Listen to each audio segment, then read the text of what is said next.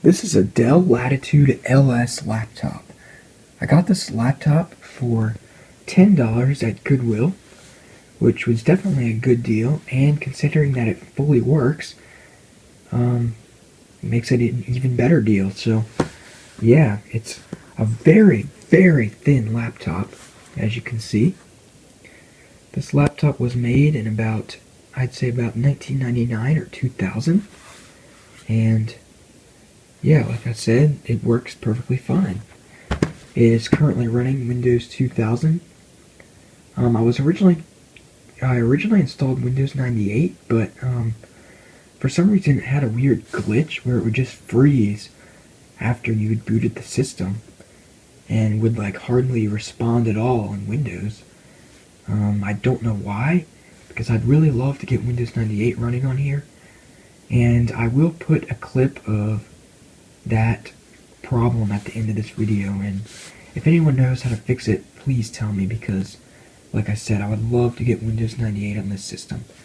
And another thing, this machine has no floppy drive or optical drive. So basically how I installed Windows 2000 and how I also installed Windows 98, well, for 2000 I put the i386 folder from the Windows 2000 install CD onto the hard drive of this system, and then started the installation of Windows 2000 from the CD on another system. And then right after the first reboot, I booted it up on here, told it that to use the i386 folder on the hard drive, and the install succeeded. For Windows 98, it would obviously be the Win98 folder from the Windows 98 CD, which contains all the installation CAD files. So let me go ahead and give you an overview of the system. As you can see on the front here, we don't have anything except for little indicators for the power and battery charging LEDs, and a latch here. And on this side, we have a Kensington lock, the hard drive caddy right here, a PCMCIA slot, which is currently being occupied by an Intel 802.11b card, as you can see right there. This works perfectly in Windows 2000 and is actually supported in an OS as old as Windows 95, so I found that pretty interesting. On the back here, as you can see, we have onboard LAN, a modem, a VGA port, a parallel port, and a proprietary port here. Now this is not a docking station port, this is actually a port designed for use with an external caddy, which can accommodate a CD-ROM drive or a floppy drive. But unfortunately I don't have that. Right here we have a power input. As you can see, it is also proprietary. Goodwill was actually selling chargers. They had 3 of them there that had this connector, so I went ahead and picked one up. And there is also a PS2 port for mouse and keyboard right here. And as you can see, a little vent there for the fan. On this side, we just have the exhaust vent for the fan and the heatsink. Here we have a microphone input and a headphone output, and a single USB 1.1 port. On the bottom here, we have focus. There we go. We have the battery right here, which is unfortunately stone dead. It is a lithium-ion battery, and it is very, very light. As you can see, lithium-ion battery. Right here is where the hard drive is, obviously. Right here is a docking station port, the common Dell docking station port that is common with a lot of Dell systems. So yeah, that's it. I'll go ahead and plug this machine in and we can go ahead and boot it up. Be right back. Okay, so as you can see, I've gotten the machine plugged in now, and if you want to see what the power connector looks like, it basically just looks like that. Obviously proprietary. Just plugs in right there, of course, and here's the inside of the system. As you can see, the battery charging LED is slightly yellow and orange, I guess. And it does turn red after a while because obviously the battery is stone dead. As you can see here, we have a pretty small trackpad. 2 buttons, nothing fancy really. Right here we have a keyboard, full-size keyboard, I guess. Kind of small actually though. Up here we have a built-in microphone, the hard drive activity LED, and then the keyboard LEDs, a lid closing sensor, and the power button. So let me go ahead and boot it up. And once it boots up, I'll show you the specs.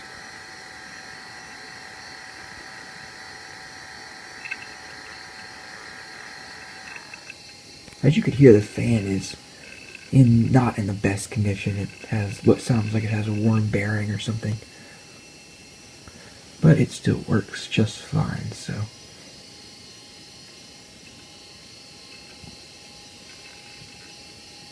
As you can see, it is booting Windows 2000. This is Service Pack 4.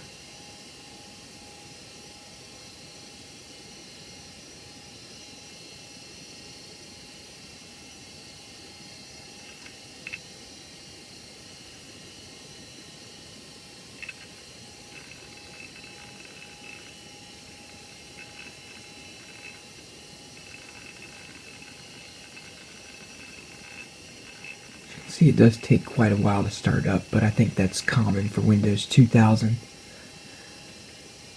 Anyway, while it's booting, I'll just go over some of the specs right now. This machine has 128 megs of RAM.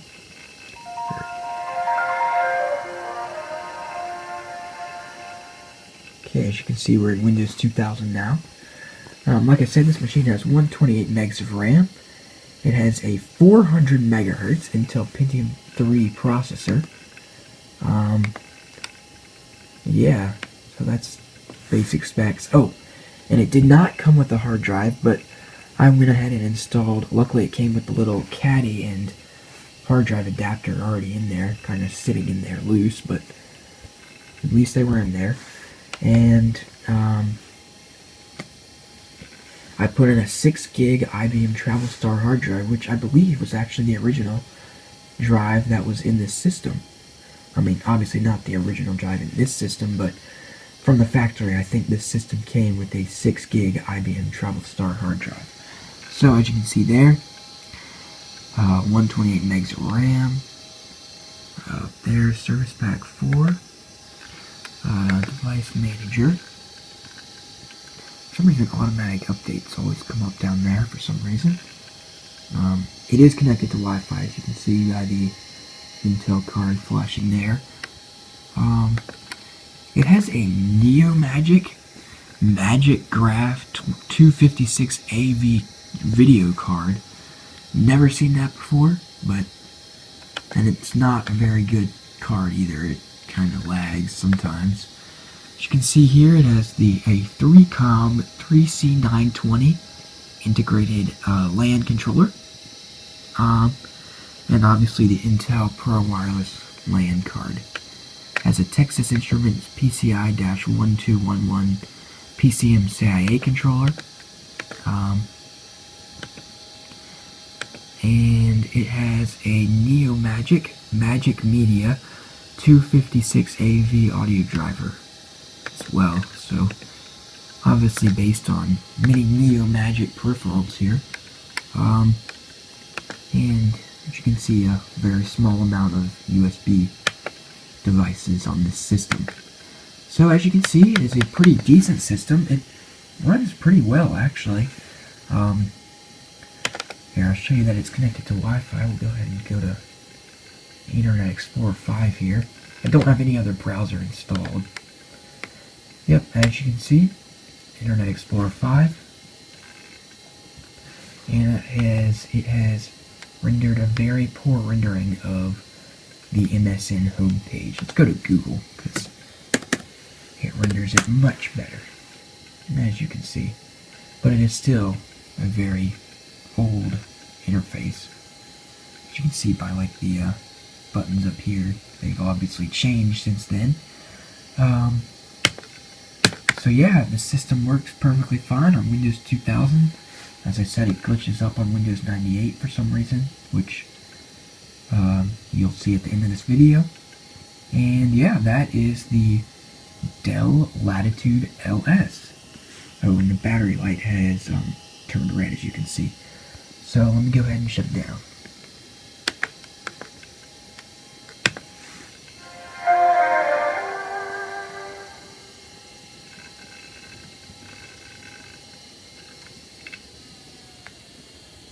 As you can see, it shuts down quite quickly.